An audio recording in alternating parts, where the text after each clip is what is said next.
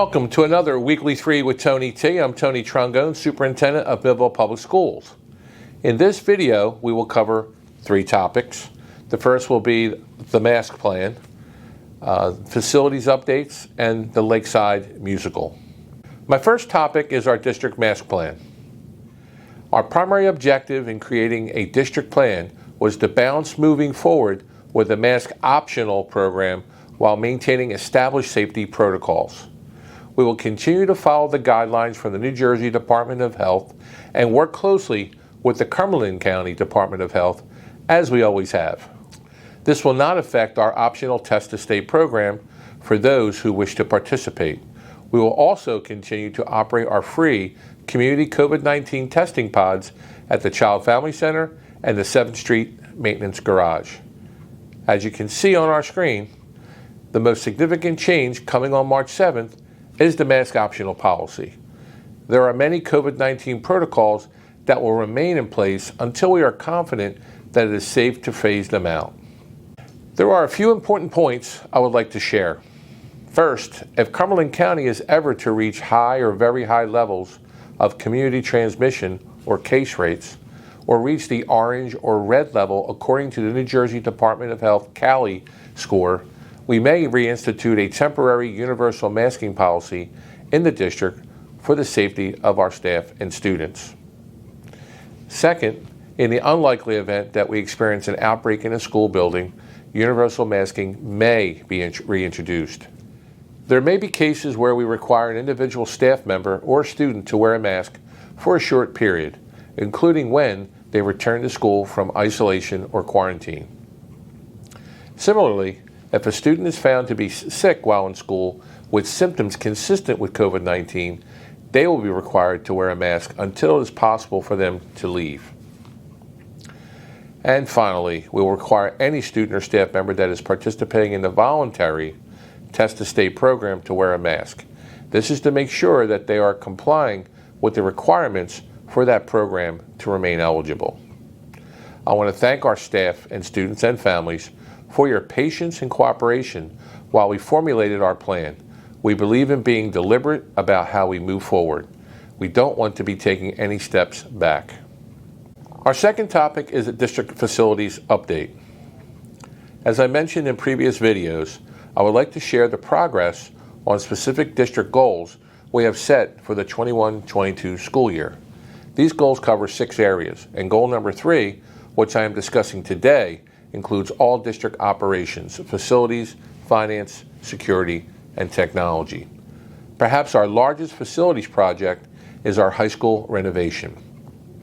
We are currently in the final phase of that renovation, which includes a brand new auditorium, television studio, and other fine and performing arts learning spaces. I invite you to take a drive by the senior high campus and you can see the auditorium taking shape before your eyes. A new project that we have undertaken is to improve the arrival and dismissal plan for the senior high campus in anticipation of the increase in students we are expecting for the 22-23 school year. We consulted with engineers and are well underway in drafting a plan that will not only allow for this increase in traffic, but improve upon the process we currently have in place. Another project on the senior high campus is making irrigation system improvements to our fields.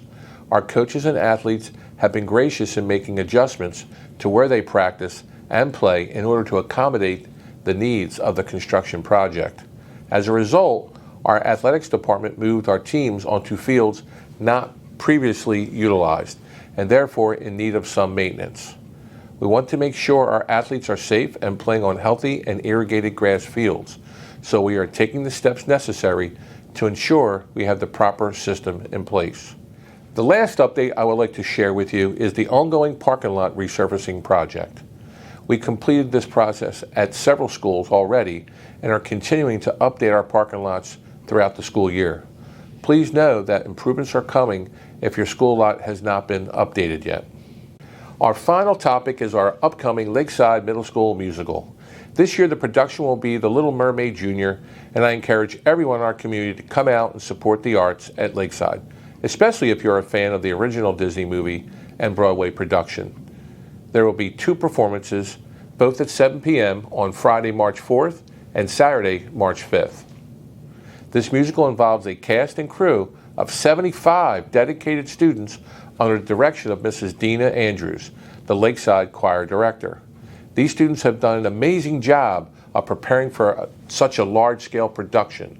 Faced with a 2-year delay due to the pandemic, they are finally able to present the results of their talent and hard work to an audience. So how do you get tickets? You can follow the link or scan the QR code on your screen to purchase tickets online in advance. The cost is $8 per person for reserved seating or $5 for general admission. You can also purchase general admission tickets at the door for $5 each. These Lakeside students are ready to perform, so please support them.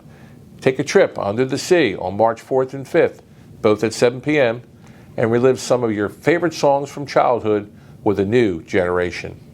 On Saturday, February 26th, we'll have the Millville City Parade of Champions. It'll begin at 2 p.m. at the intersection of Broad and High Streets, so we look forward to seeing you there. On Monday, February 28th, our full-day schedule will resume at Lakeside Middle School and Memorial and Senior High Schools. Also on Monday, February 28th, a boys basketball playoff game against Williamstown will be at 5:30 at the Senior High. And also at Monday, February 28th, is a board meeting, and it'll begin at 5 p.m. at Culver. And Wednesday, March 2nd, we'll have an evening of jazz. It'll be at 7 p.m. at Memorial High School. And on Friday, March 4th through Saturday, March 5th, as I mentioned earlier, it'll be the Lakeside Musical production of Little Mermaid Jr., 7 p.m. at the Lakeside Performing Arts Center. And now for this week's shout-outs. My first shout-out goes to the students and staff of Memorial High School. We showcased Memorial High School this week in the school spotlight, and it was great to see all the things that go on in the school. And we do have to do a better job of celebrating all the good things that go on in all of our schools. But again, a shout-out to the Memorial High School staff and all the great things that they do.